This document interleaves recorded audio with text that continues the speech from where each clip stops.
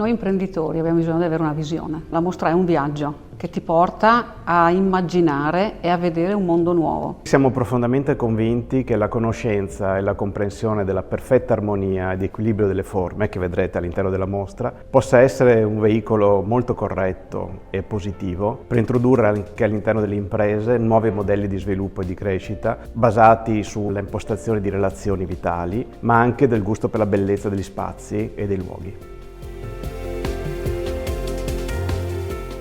L'imprenditore lavora in famiglia con lo staff e tutti i collaboratori ti aiutano a permetterti di avere la visione, perché se loro sotto non lavorano tu non puoi avere il tempo di cambiare la visione nella quotidianità di questo mondo super veloce.